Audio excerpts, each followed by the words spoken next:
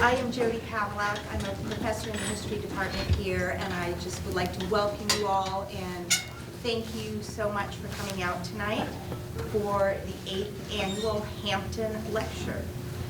Before we introduce the speaker, I just want to say a few thank yous to the folks who have made this lecture possible.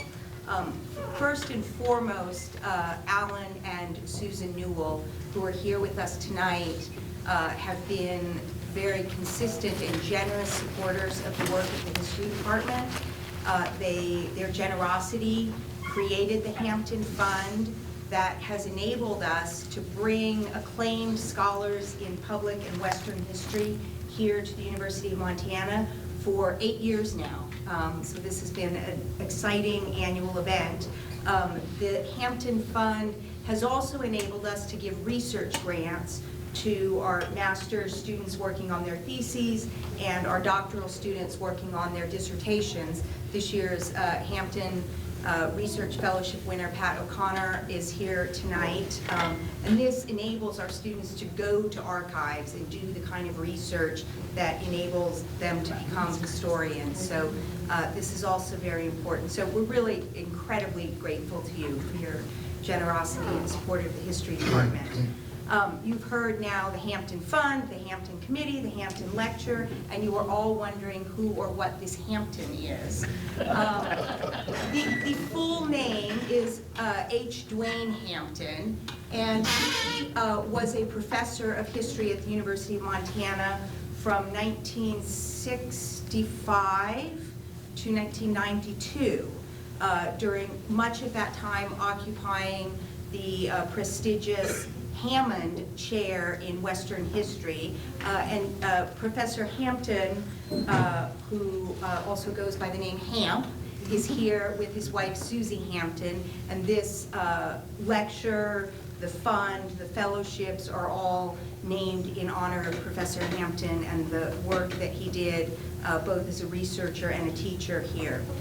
I would also like to thank Missoula Community Access Television, MCAT, who responded to my very late last-minute request with a generous grant that is enabling us to film tonight's lecture, to make that available for people who couldn't be here or for you who love it so much and want to keep studying it over and over. I would also like to thank the members of the Hampton Committee, my colleagues. Jeff Wiltsey was the former chair. He is now on sabbatical, but has been a stalwart advisor of me throughout the process, responding to all of my emails. My newest colleague, Claire Arsenis, who is here, agreed to join the Hampton Committee, I think like 2 days after she moved to Missoula this summer and got my call, so really grateful. And Emily Greenwald, a historian at Historical Research Associates, has given for many years generously of her time and wisdom to this committee and our work. So we're very grateful to Emily, in particular this year, because as I recall, it was Emily's brilliant idea to bring out this year's speaker. So I will now turn the floor over to Emily to introduce the speaker. Thank you.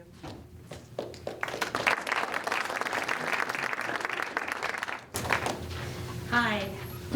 Let me know if you can't hear me. I have a cold, as does pretty much everyone in Missoula right now.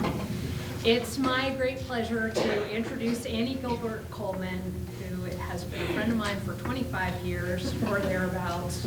Let's not count.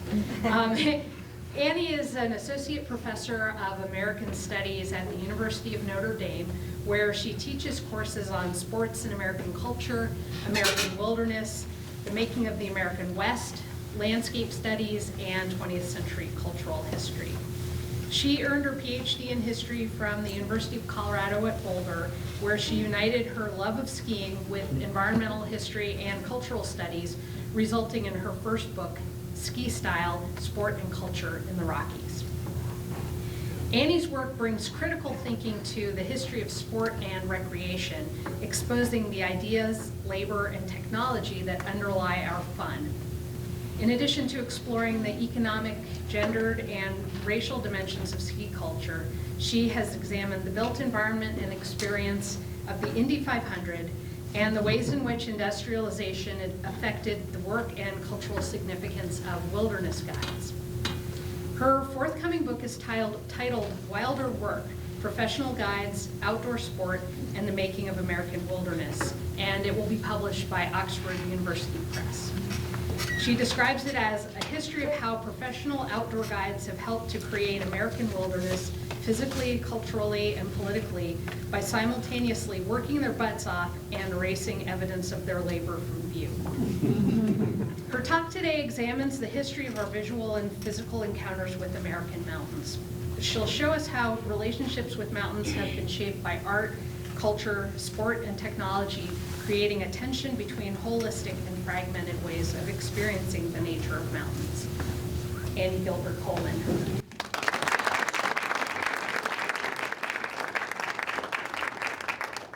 Thank you all. Thanks, Emily.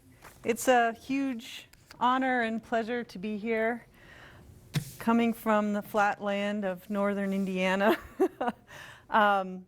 Thank you so much to the Hamptons and the Hampton Fund supporters, the University of Montana History Department, Jody for organizing my trip, Emily for the lovely introduction, and Claire for the best field trip ever to Snowbowl this afternoon or this morning. So I guess without further ado, I'll begin my talk. There are lots of different ways to think about mountains. My personal view is that the ways we think about them is intimately connected to the ways that we experience them. So it's no surprise to you in Montana that sports and recreation matter economically, culturally, politically, and environmentally. And there has been some recent scholarship exploring these issues, and this is what I'm going to build from. That's my book, which is mostly about how skiing moved from a means of transportation in the 19th century to become to support all of the destination resorts that freckle the Colorado landscape, I guess. Bill Philpott's book on the I-70 corridor and the promotion of outdoor sports in Colorado, and Mike Childers' work on public land and the Forest Service have all been hugely influential. So I'm going to move forward from that, some of that scholarship, and pose the basic question, which is, how has our recreational use of mountains affected our relationship to them?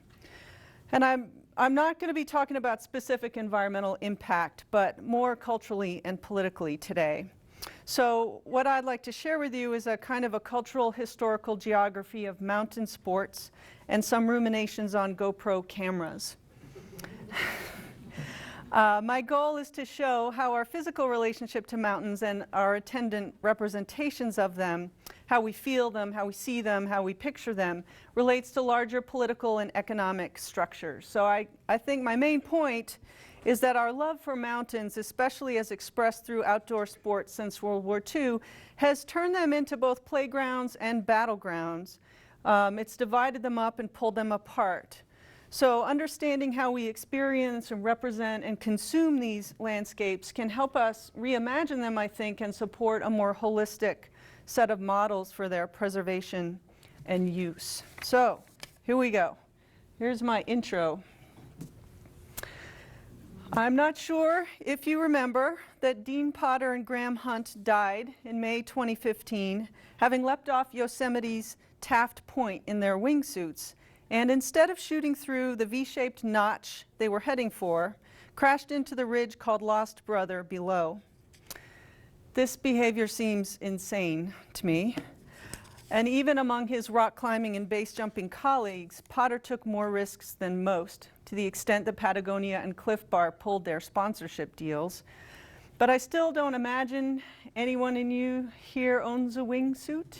Does anybody have a wingsuit? Okay.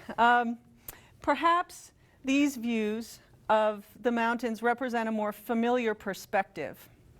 Albert Bierstadt painted Estes Park for a rich client in 1877. Thomas Moran's Mountain of the Holy Cross was the prime attraction at the Philadelphia Centennial Exposition the year before.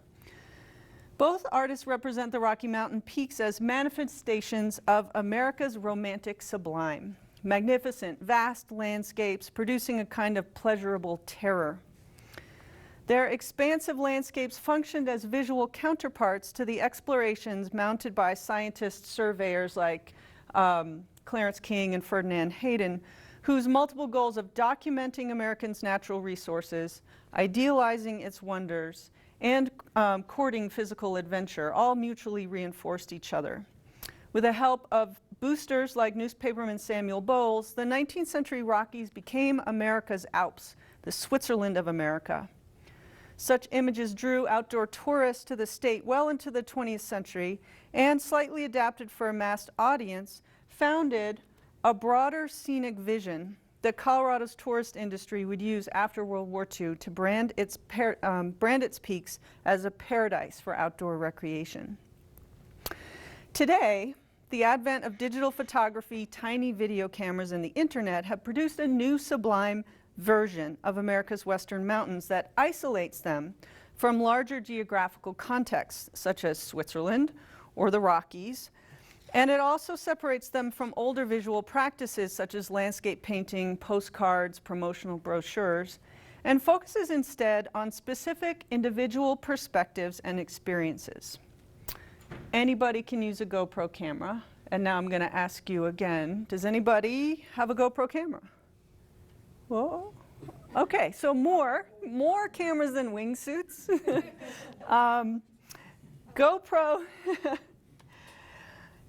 GoPro and sites like YouTube have rendered Dean Potter's extreme relationship to the mountains legible and accessible, even if you don't own a wingsuit, or a GoPro camera for that matter. The rising popularity of this vision has encouraged corporations and extreme athletes alike to reorganize mountain landscapes in the interest of thrills and profit, bringing viewers into the mountains more viscerally than ever before, only to distance them by fragmenting those landscapes into 3-minute videos or commodifying them as exclusive resort experiences. So that's my intro. Section 1 is about how the mountain's preservation, use, and management for sport first started to kind of pull them apart. So on one level, this fragmentation that I'm talking about reflects America's history of preserving, managing, and using mountain landscapes for outdoor recreation and leisure. Starting in the 19th century, sportsmen and tourists' desire to experience the wilderness launched private, state, and federal efforts to rationalize and organize America's mountains. Sometimes those desires overlapped with concerns over natural resource conservation, like in the Adirondacks and what would become the National Forest Service lands. And sometimes, as in the case of Yosemite, Yellowstone, and the Crown Jewel National Parks, the wish to physically experience magnificent landscapes in person drove their preservation. The 1916 Organic Act made the preservation, but also the enjoyment of scenery and the natural and historical objects and wildlife, an ongoing priority for the Park Service. By 1921, the Forest Service chief declared recreation a major use of the forests, and the Multiple Use Act of 1960 reasserted decades of past policy when it clarified that the National Forest shall be administered for outdoor recreation as well as range, timber, watershed, and wildlife and fish purposes. The Wilderness Act of '64 further preserved over 9 million acres at the time of designated wilderness for its intrinsic value and also for the use and enjoyment of the American people. So these laws protected western mountain ranges by carving them up into parks, forests, and wilderness areas. This preservation corresponded with a huge rise in outdoor recreation and tourism after World War II. It affirmed Bierstadt's and Moran's association between western peaks and the romantic sublime, but it also fragmented topographically coherent ranges into a mosaic of protected lands, managed by different agencies according to a wide array of policies and goals. So this is just an example. You could go to wilderness.net, and they have really cool interactive maps there, but the pale green is Forest Service land. The green outlines are wilderness areas. And the yellow and the purple are also, and a tiny brown one too, also wilderness areas, but managed by different organizations. So Forest Service, Park Service, Fish and Wildlife, and BLM. So there are some political boundaries divvying up the mountains in Colorado anyway. These boundaries are difficult to see on the ground, however, and outdoor recreationists following the terrain might traverse them unknowingly. Ski resorts cross them with intent, merging highly developed private land at base areas with permitted use and development of public land, usually national forests, on the mountains above. This process imposed an overlapping layer of structure and meaning upon mountain ranges. You're familiar with this genre of representation, but I would encourage you to recognize that the political boundaries I just showed you are not visible on this map. Instead, you've got the shape of the resort. But this resort integrates different kinds of land, and that proved to be increasingly difficult after the rise of the environmental movement and the passage of NEPA in 1970, National Environmental Policy Act. Legal battles over the construction of Beaver Creek in the Rockies and Mineral King in the Sierra Mountains, for instance, extended throughout the decade of the 1970s. And by 1998, Vail's expansion into a roadless area within the White River National Forest resulted in arson and about $12 million of damages. Climbing protected rock formations similarly led to protests and drawn-out legal battles. So if the growth of outdoor recreation after World War II encouraged the federal protection of western mountains, which did, it soon began to seem like sport was also ripping them apart at the seams. So shredding mountains on skis or a snowboard then corresponded with their legal and political fragmentation throughout the second half of the 20th century. But that's just the first step here. To understand what's going on with Dean Potter, I suggest that we next return again to the concept of the romantic sublime, this overwhelming power and connection to God elicited by nature in the extreme that artists like Bierstadt and Moran sought to portray on canvas.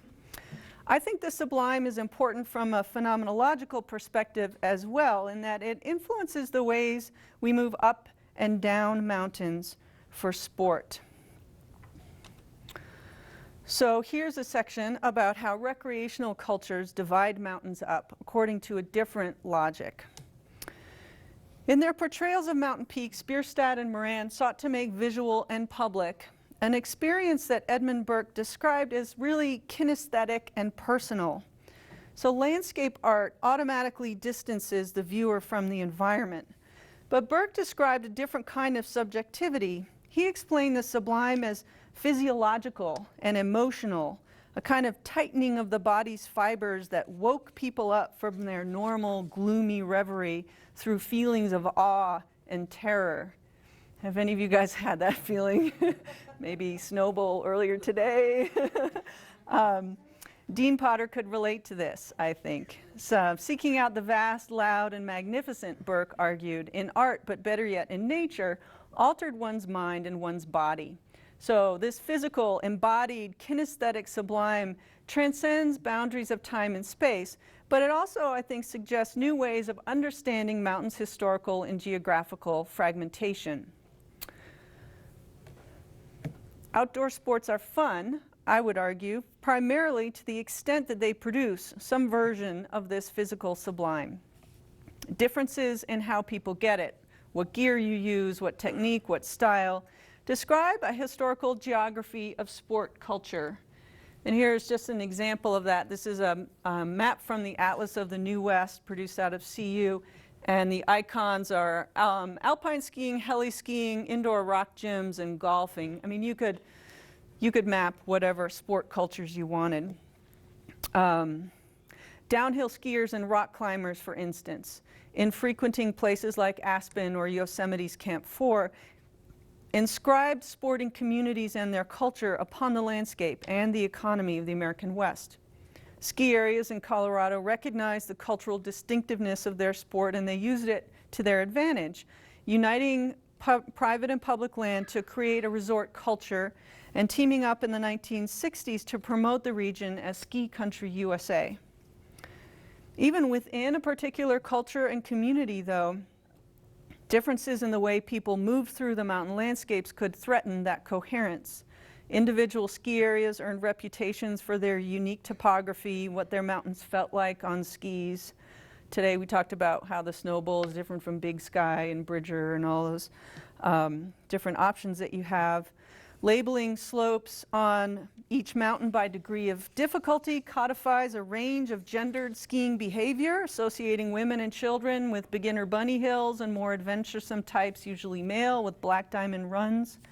The advent of snowboarding and extreme skiing in the 80s and 90s forced resorts to diversify their landscapes even further, incorporating steep and wild terrain near their boundaries, often at the same time that they built snowy versions of urban skate parks down below. The fragmentation of winter sport landscapes was mirrored in the climbing world by the growing number of established routes and increasingly complex set of relationships to them. Today, climbing could mean mountaineering, ice climbing, free climbing, sport climbing, aid climbing, bouldering, free soloing, and probably some others that I don't know about. What skiers and boarders and climbers, not to mention mountain bikers and base jumpers, all have in common is that they're moving their bodies up, down, or through the mountains, seeking some combination of style, speed, embodied sublime. They consume mountains kinesthetically, and gravity matters. In this regard, I think the spatial and historical category that organizes their experience most meaningfully is neither region, resort, sport, nor industry, not even the mountain itself, but rather the very specific terrain that they move through and the way they move through it, their line. So here's a section about how lines, the tiniest fragment of mountain landscapes and perhaps the most relevant, cross all those boundaries that I just finished drawing. On skis, snowboard, mountain bike, line means not just the trail, but the precise line of descent, where exactly you or some technological extension of you make direct contact with the mountain, when and where you turn, how you shred. Your line traces your path through the material world and shapes the dynamic relationship between human in motion and environment. It exists as an ideal plan, an embodied practice, and also a record of that act. As such, it embeds body in place and movement in representation, which I'll go on to explain. Rock climbers built the significance of line into their culture and inscribed it upon their landscapes by classifying specific routes according to their difficulty, length, and availability of protection. Over time, they divvied up mountains into scattered collections of lines and numbers, with rating systems that have grown only more complex over the 20th century. I don't understand this math, but I thought it looked cool. Which line to pick, up or down, depends on a person's skill, their desire for risk, their thirst for speed, as well as options presented by the terrain, the weather, the time of day. So your line is an inherently personal choice and often impossible to replicate. Once followed, that line elicits a sublime experience to one degree or another, unique in time and place. These fleeting slivers of private experience proved addictive. They've driven participation in outdoor sports, preserved and divided Western ranges, and built meaning from their tiniest possible fragments. They've been doing this for well over a century. So why care about them now? Because GoPro cameras have made it possible to record, relive, archive, and share them. GoPro's founder, Nick Woodman, just wanted to shoot decent surfing photos to show his friends, but he wound up turning kinesthetic lines into a mass-marketed commodity and reorganized the spatial politics of mountains in the process. Now a publicly traded media company, as well as a maker of tiny wearable cameras, GoPro produces and distributes branded content from about 120 sponsored athletes, as well as thousands of amateurs who post their videos online every day and tag them as GoPro without prompting. You can find them on YouTube, Facebook, Instagram, Pinterest, and Twitter. This is their Twitter page. GoPro's products celebrate the self for sure, encouraging all, as they say, to be a hero and, well, go pro. But because the camera generally points outward, the result is, as one author put it, not so much a selfie as a worldie. By placing viewers directly onto the athlete's line, they celebrate movement through nature and blend representation with experience. Careful editing renders a line slightly modified, but almost infinitely accessible and consumable. And so I thought I would show you, as if you don't already know, what recreational consumption of mountain landscapes look like today. This is Grant Howard's Alta line, winner of the Line of Winter April contest. I am not making this up. I'm just going to play a few 30 seconds for you.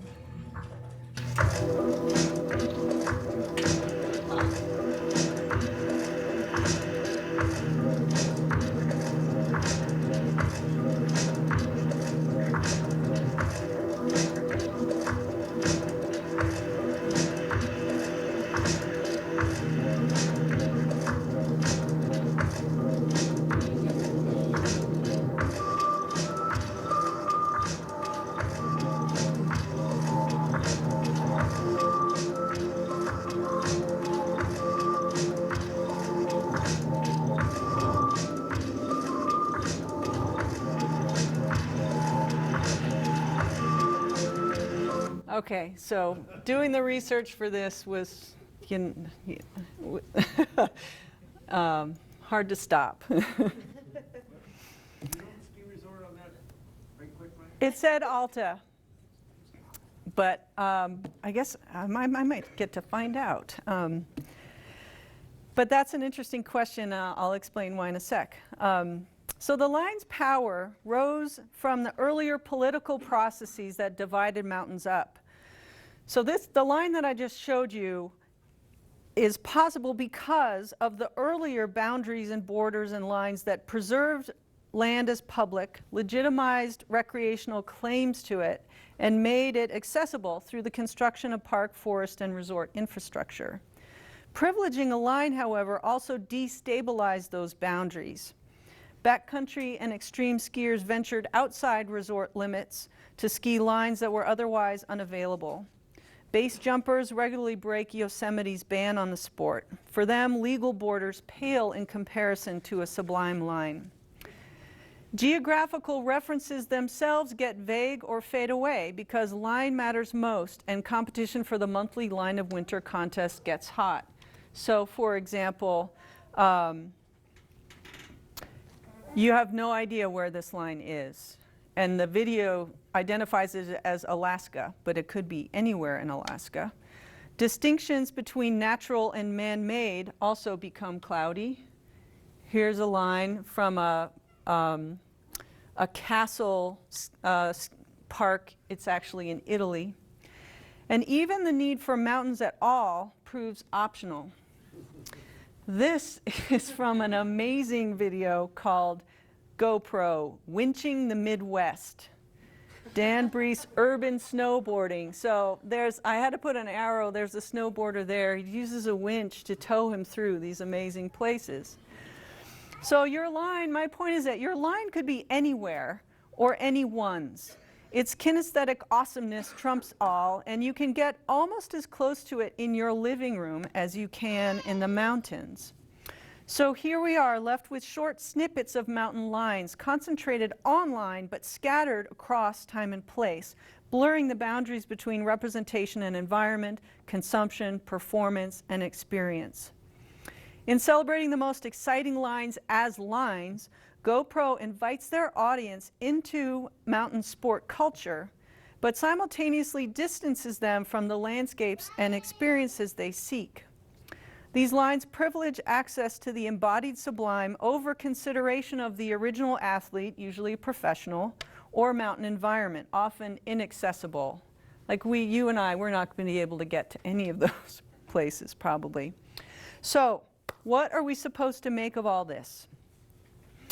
We might think of them, I think, as the recreational or geographical result of what Daniel T. Rogers has called the age of fracture, when Cold War conceptions of society, identity, power, and even history disintegrated under the ontological wave of individual choice and free markets. His analysis of debates over economics, power, identity, society, and time might be extended to debates about the environment, conflicts over public land use, and the commercialization of outdoor sports since 1970. The sublime line is now a naturalized commodity, one that reflects the set of political, economic, and cultural transformations often called neoliberal. This works pretty well if you take the publicly traded company Vail Resorts as an example. Our product is the outdoors, its website claims. Our mission is simple: experience of a lifetime. The company also trademarked the word epic to sell a physical experience that, mirroring their aggressive corporate expansion since the late 90s, embodies the popular call to go big or go home.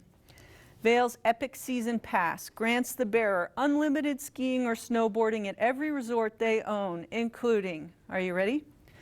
Vail, Beaver Creek, Breckenridge, Keystone, and A-Basin in Colorado. Park City, which they merged with Canyons after that legal battle, in Utah. Heavenly, North Star, and Kirkwood in Lake Tahoe. Afton Alps in Minnesota, Mount Brighton in Michigan, and you can also get up to 5 days at partner resorts at Les Trois Vallées in France, Verbier, Switzerland, Niseko, Japan, and now also Perisher, the largest resort in Australia. This company is not selling a place, but an experience. Vail's epic expansion and marketing, and GoPro's too, suggest some of the ways that fragmented mountain lines and big business mutually reinforce one another. Vail Resorts essentially claimed the Sublime Winter Line as their brand. Doing so has enabled them, ironically, to reintegrate our now shredded mountain landscapes in some interesting ways. Where exactly is Vail Resorts, for instance? In Colorado, of course, its corporate offices are outside Denver and Broomfield, but also in Utah and California, the Midwest, Europe, Asia, and Australia. Most of North America's ski resorts, moreover, are owned by a small handful of corporations, including CNL Lifestyle Properties, Vail Resorts, Inc., Powder Corp., Aspen Skiing Company, IntraWest, and Boyne Resorts. With a small group of notable exceptions, most of the others have gone out of business. Marketing a potent blend of kinesthetic, sublime, and upscale resort experience allowed Vail Resorts and others to reorganize Western mountains according to a corporate logic that even transcends climate and the material world.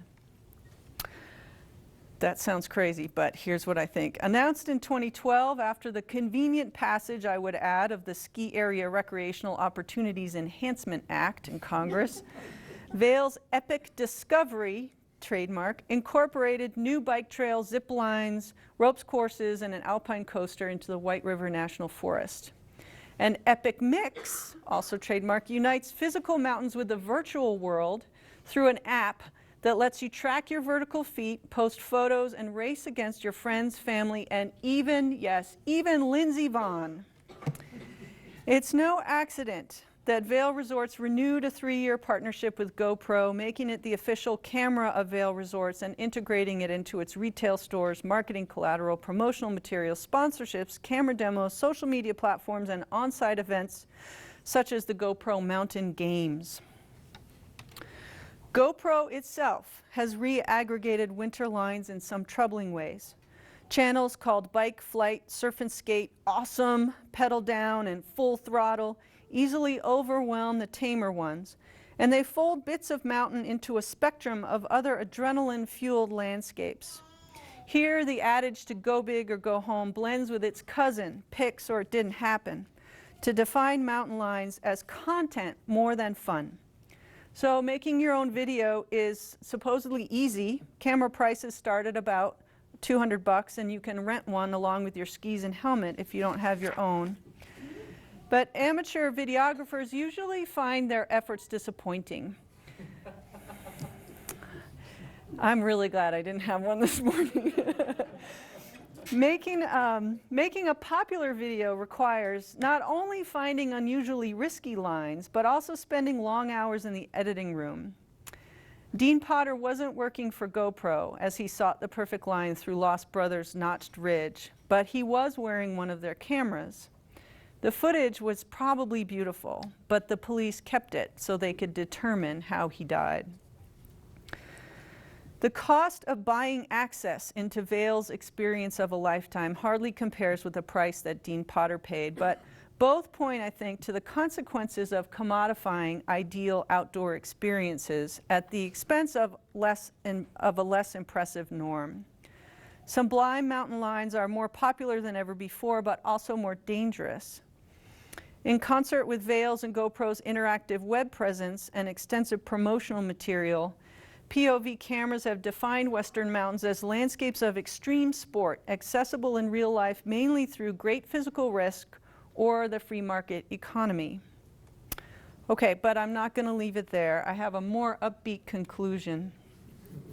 Happily, Vail Resorts and GoPro are not the only agents moving mountains around online.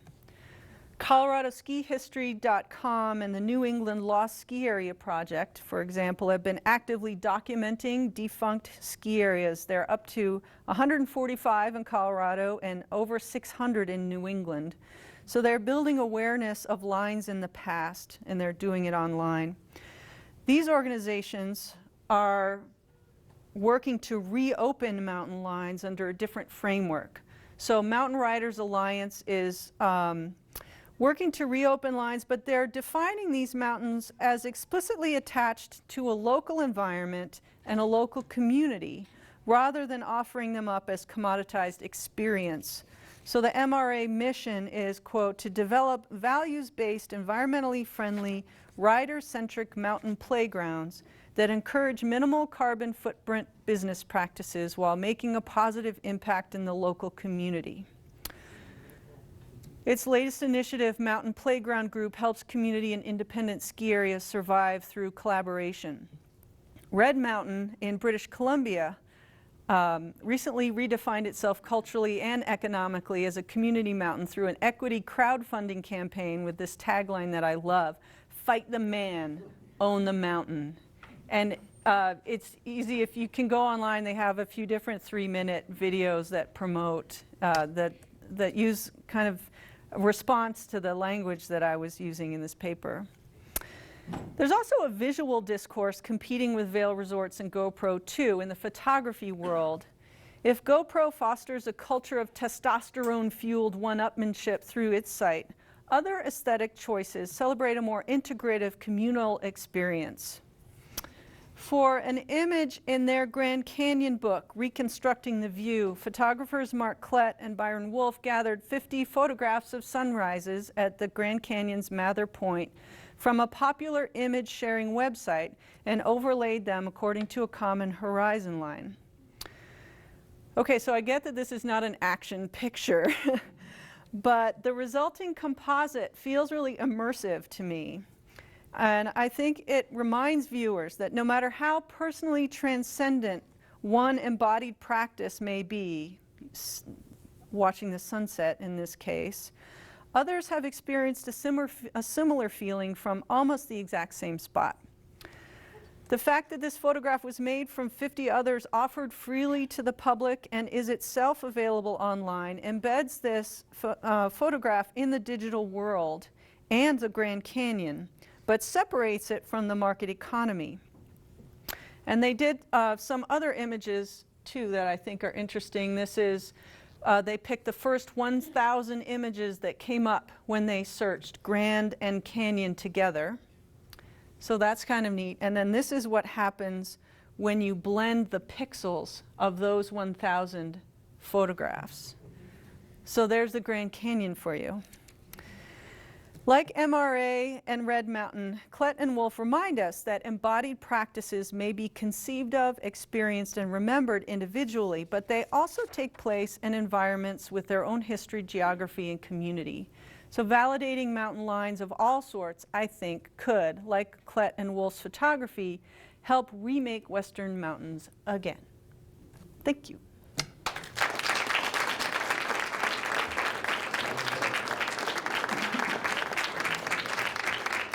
There's actually one more tiny video clip I was going to show you. Is that all right? Okay, so there's a remake of the old Keanu Reeves movie Point Break. Has anybody seen Point Break with Keanu Reeves?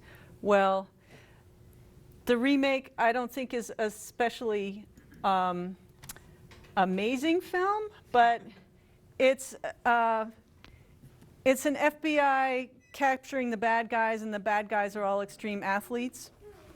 And you find out that the bad guys are all in pursuit of these goals that no person could really do. But when I was watching it late one night, I kept it on while the final credits were running. And I just wanted to show you what the final credits to this movie are.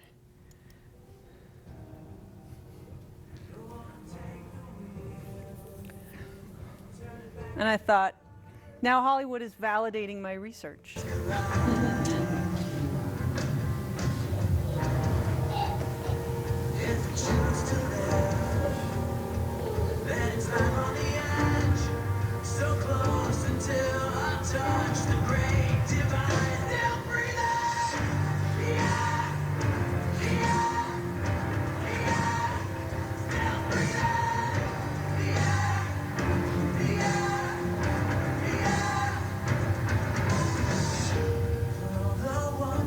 Okay, so we don't have to watch all of it to get the point. Here we go.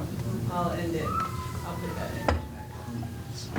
in. So yeah, if Hollywood only knew. Or maybe they do. They probably do know.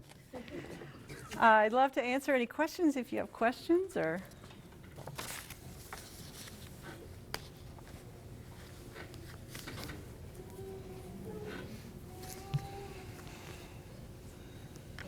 Oh, yes. Can you go back to that image that you had of I think it was El Captain? Oh yeah, the map? Yeah. Yeah. Can you tell us a little bit more about what this is and what the corporations and stuff around here are? Yeah. I know a little bit about this. I'm not a rock climber, but I've read enough stuff about rock climbing. I mean, there's the roots up walls and mountains have names and histories and lots of numbers according to their difficulty, and there's like 8 different rating systems that you can use. And I don't know what kind of maps real climbers use when they climb. Maybe you guys could help me out here. This is there's a few posters made by this one artist who is a climber. And so he's selling these posters as posters. I don't think they're actually the thing that you would take with you. But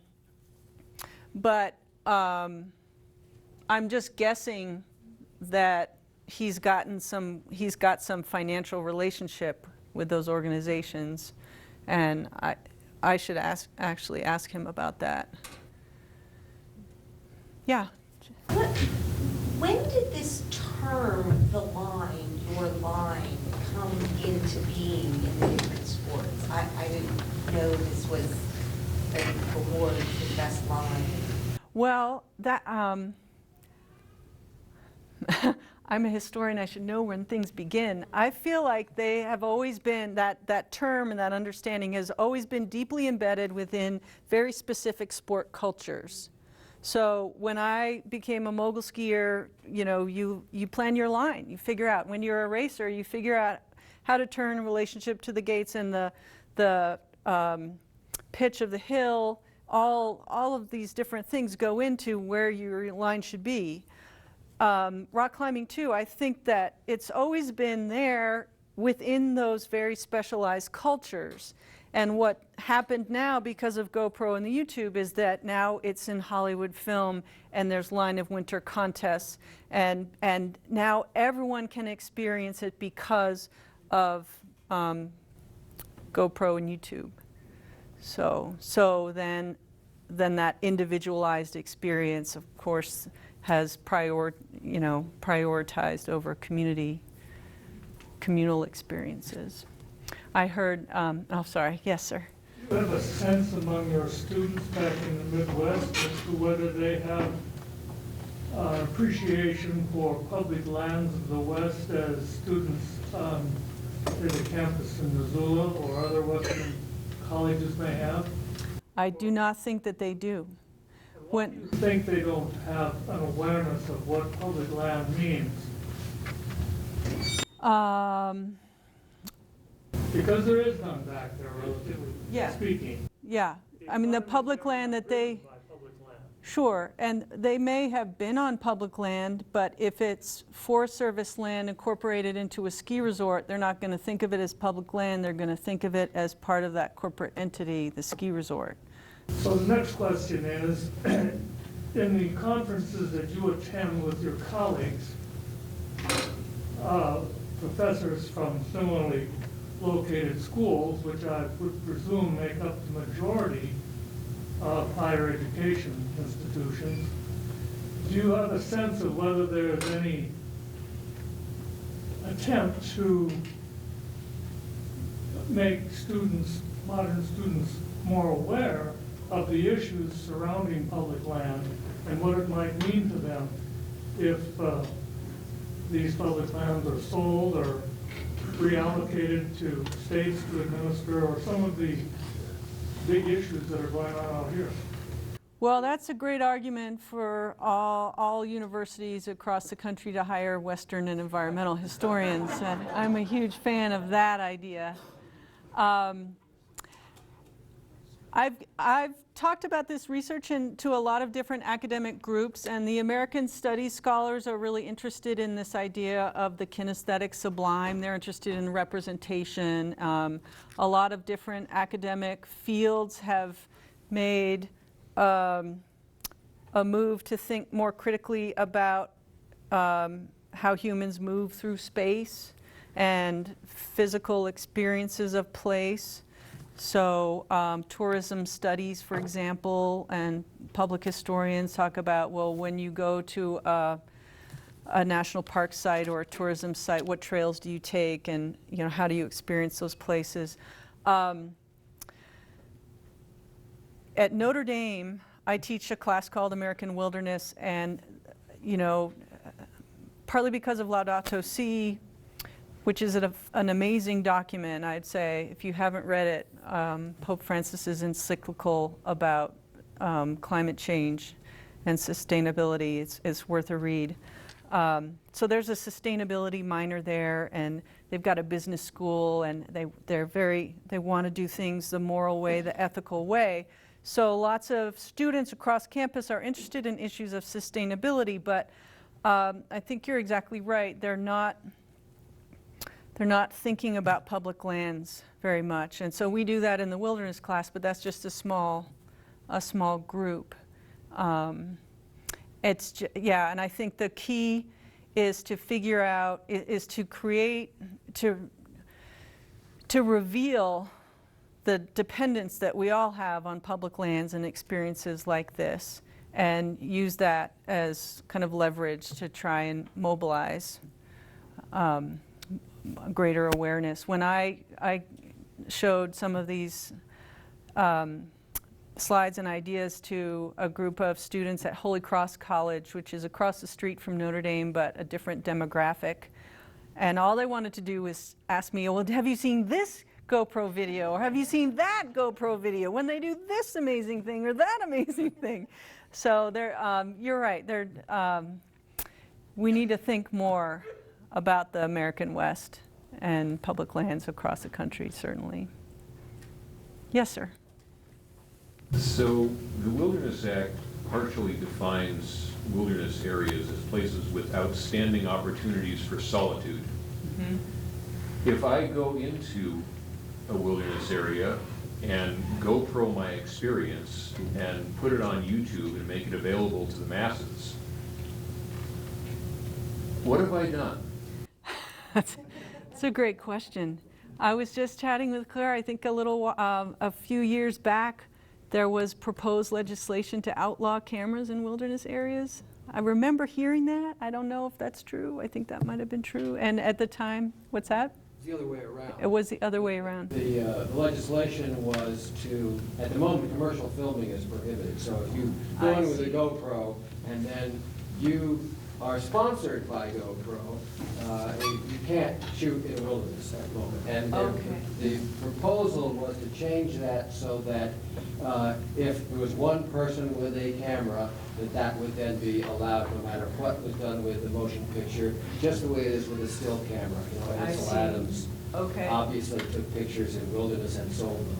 And the idea is you could do the same thing with a motion picture if we're talking about one person. When the Wilderness Act was written, we're talking about, you know, movie was a huge camera, lights, you know, half a dozen people on a crew, all of that. So it was the other way around. It was a bill to... Right. Well, and I think these kinds of questions are worth thinking about. And it wouldn't have occurred to me until I dug into this research project and started trying to figure out what is the relationship between visual representation, physical experience, and the kind of the spatial politics of public land. And I think another issue that needs to be on the table is public land agencies need to figure out how they want to handle extreme athletes and their cameras. And so the national parks have rules against base jumping. Yosemite, you're not allowed to base jump, but people do. And I don't know what's going to stop them, but making it legal would, I think the fear is that it would turn Yosemite into a spectacle of death-defying behavior. Yeah, I don't have the answers. Yes, sir. I'm interested in your thoughts.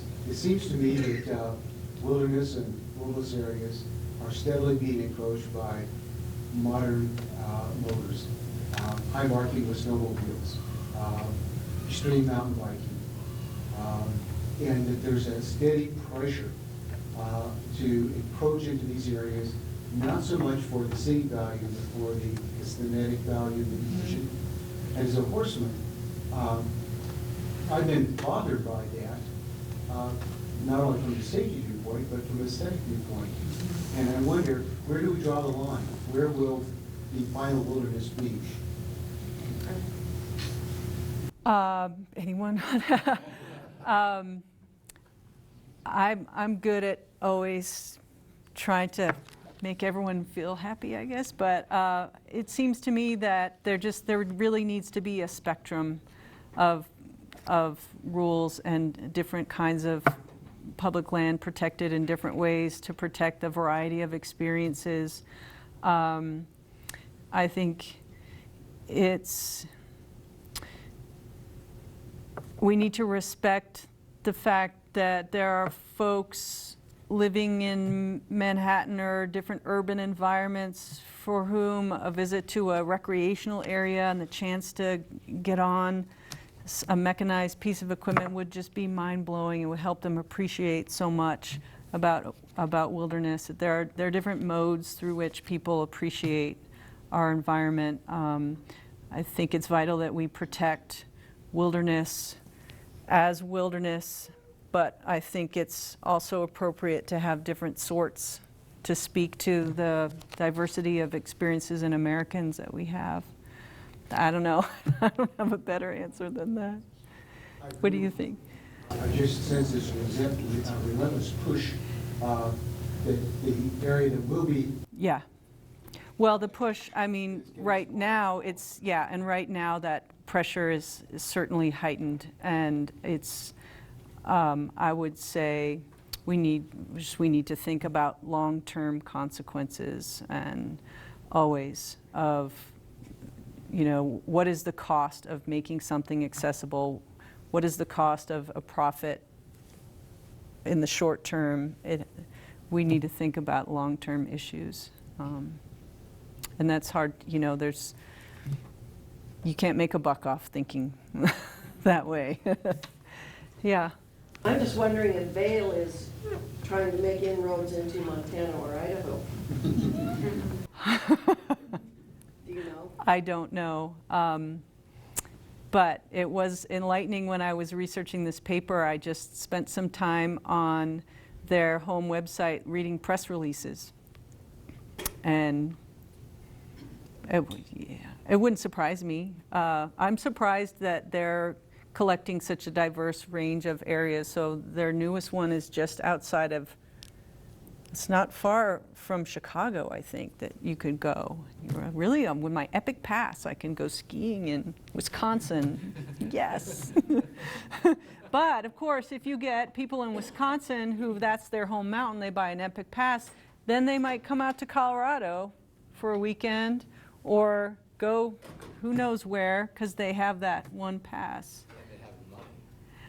Well, yeah, but what I guess I'm suggesting is that, and I think Vail's logic would be, you live in Wisconsin, you have a tiny home mountain, you might go there every now and again, but now that it's folded into this larger corporate entity, and your ski pass is called an Epic Pass, all of a sudden the opportunity to get on a plane and go pretty much anywhere, you know, you need the money to get there. Okay, but what's the cost of the Epic Pass?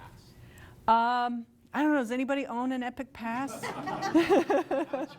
It's less than you might think. $500 to $600. Yeah, it's less than you might think, because what they really make their money on, yeah, they really make their money on folks who are there for a week or a weekend. You know, it's that kind of ticket. And I don't know the financial math or equations that they're using, but it seems to be working for them. Yeah.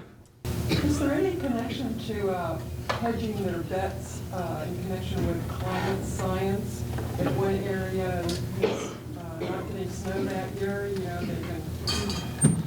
I haven't detected that. It's the summertime use of those national forests, though, that Epic, whatever it was called, where they lobbied Congress to pass a law that enabled them to develop the White River National Forest with the ropes courses and the mountain bike trails and the alpine slide things. So they are very much thinking about that.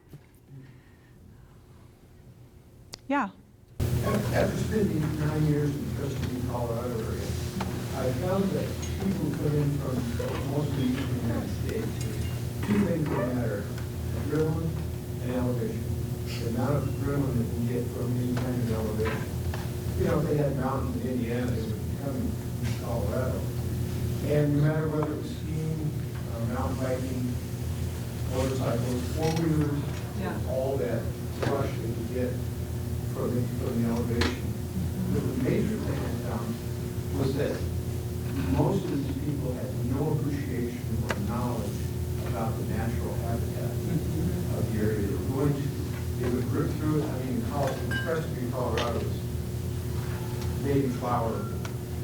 They called it a country. Anyway, I mean, they would rip through beautiful alpine meadows, no appreciation of what's going on. And I think that's a big hurdle. I think, yeah. And I think that this phenomenon is building right onto that. And that if you're in search of the kind of experience that Grant Howard had in that short video I showed you, you're not going to value a slower contemplative experience in the landscape, winter, summer, whatever season. You're not going to value it as much, and it's just not as sexy to try and market a walk in the woods, because you can't build a resort. I mean, you can, but not really. Yeah, it's problematic, and it's it comes back to, you know, environmental historians in the room will think of this too. If you're in a place that you call home, you care about it in a way very differently than if it's in a place that you're on vacation, a separate experience. And that divide, that division between wilderness or nature and culture, civilization, whatever, on the one hand helps us appreciate designated wilderness as wilderness, but on the other hand, it allows us, I think, to get away with things in the urban place, the places that we classify as not wilderness, that are problematic. So what Bill Cronin said back in '95 was we need to think about wilderness as home, and the bits of wilderness that are in our home, the local parks, your backyard, scenic views, whatever, and also imagine other natural landscapes as home to all different kinds of living things or indigenous peoples, and recognize that you shouldn't screw around with any of them. You need to have that kind of respect. Yeah. It strikes me that anyone who has gone on a backpacking trip with a map has picked the line. And so the fact that the line is now a minute and a half of YouTube sensation is, you know, it's a little disappointing, right? But do you see any way back towards these sort of larger, longer lines that might be associated with backpacking? I'm not quite sure I understand your question, so ask me again if what I say doesn't quite work. But a couple things came to mind. One, I taught Cheryl Strade's book Wild in my wilderness class one time, and I found on YouTube a 7-minute video of a through hike on the Pacific Coast Trail. Have you guys seen that, with 3-second intervals at however, and it's just fascinating to watch. Because in her book, she doesn't really talk about the scenery, the landscape, the environment as much. It's a much more of an internal exploration. So I guess first I would say that the GoPro generation is converting these longer, more contemplative experiences into easily consumable videos. But to me, I think the most exciting opportunity to change our point of view really comes from Mark Klett and Byron Wolfe, and this idea of representing outdoor experiences with the environment as things that we all share, as communal experiences that can still be incredibly meaningful, even if you're not scared that you're about to kill yourself, right? So if you look at some of the video choices that Red Mountain and BC made on their little Fight the Man, Own the Mountain campaign, they're not showing the Grant Howard kind of lines. They're showing pictures of little kids skiing with their parents. So it's really prioritizing the non-extreme sports is what matters. And I'll just give you one example that I thought was quite frightening and telling. When I was reading some journalistic coverage of these athletes that are sponsored by GoPro and all of the gear companies and whatever that goes along with, there was a guy, it was a mountain biker, I think, I forget where exactly he was. He had been out filming all day long with his crew, because it takes a crew actually to do the really nice ones, filming this mountain biking. They were finally done for the day. Everybody was tired. So he's riding his bike down off the mountain. And as he was riding, a whole herd of elk came. He was riding in a herd of elk. And it just sounded transcendent. And so the reporter says, well, what did you think? Was it an amazing experience to do that? And he said, no, it was horrible. Had the worst time because all I could think about was the fact that I had turned off my camera. And so he was unable to experience that moment. And that, I mean, that kind of breaks my heart. And then also, like the little kid or whoever, you don't have to be a little kid, you could be anybody. You say, I'm gonna do this, I'm gonna make a video. So you go out, you have a great day skiing, and then you watch the video and you think, this is boring, I'm not a good skier or whatever, and that ruins your day. Well, that should not ruin your day. It should not. So yeah, I think moving away. And I'm curious to see, GoPro stock prices, I think, have been going down.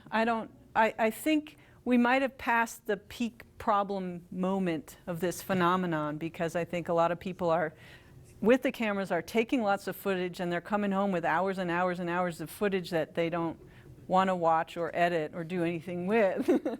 So I'm not sure where it's going to go. Yeah. Do you think it's like really ruining the experience that much though? Because the amount of data that the GoPros have been able to produce is insurmountable to what we've been able to catch on the cameras. Or It's really fun to watch them. Yeah. Is it that horrible? well, I'm just curious from your viewpoint, because do you think like the process of recording those experiences Well, is negative? I think I think the commoditization of it is negative, ultimately. There's actually, speaking of digital humanities, Claire, I think there's some folks doing public history and digital humanities who are interested in something called deep mapping. I mean, they're trying to find out more about how people experience the world around them. And so and anthropologists are doing this too. They're using GoPro camera footage as ethnographic tools. And I think that's really interesting.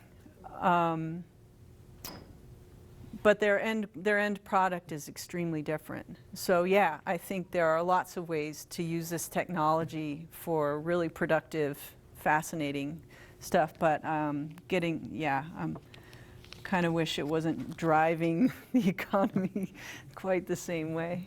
Yeah, Jody. That's interesting. We were just talking about the sort of filming with crews, and my kids are really into this documentary about wild fishing. Like they go stick their hands in holes to catch catfish or anyway, he goes, he's like down the Amazon in his canoe, and the whole thing is set up like it's him out there in the wild facing, and I'm like, you and your crew, right? Right. Well, Bear Grylls had that fiasco. Yeah. And there's something about the GoPro that is authentic, right? Yeah. You can have one guy out there in the middle of nowhere, that sort of traditional filming, you could never have that. So do you see that sort of more air of authenticity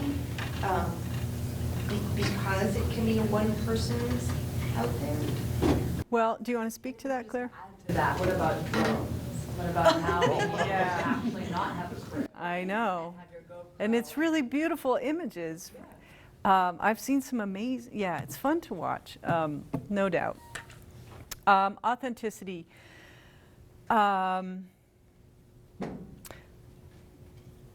GoPro is not inherently evil. It's not all evil. I did a little looking into their line of winter contests, and they actually say, we want just you and your raw film. No fancy editing, no special stuff. So there is a way you could say that GoPro is trying to create a community of outdoor sports enthusiasts on their page through those channels. And they do have some channels where, pet cam, or there's different things that you can film with a camera that are not fueling this kind of fragmented, extreme experience.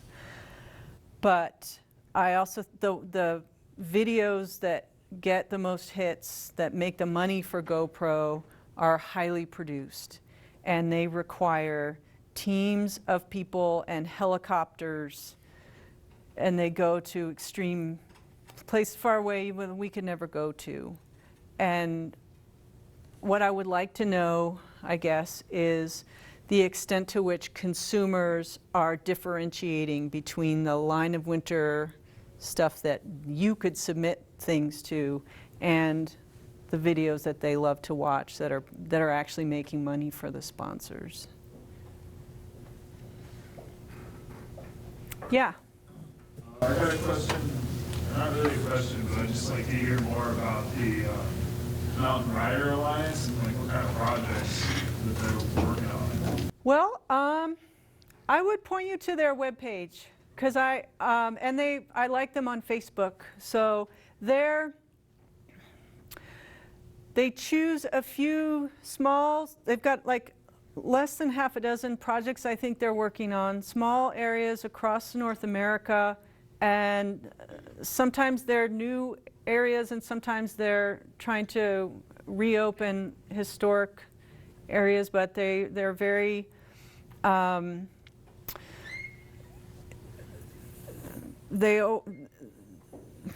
their goals span sustainable environmental energy, local community support, and the development of the mountain. So to be honest, I wish I knew way more about them.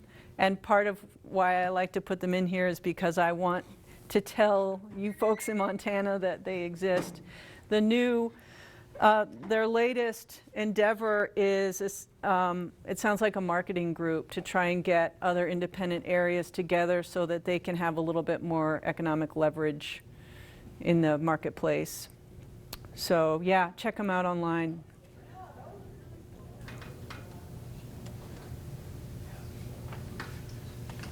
Well, thank you so much. That was really fun.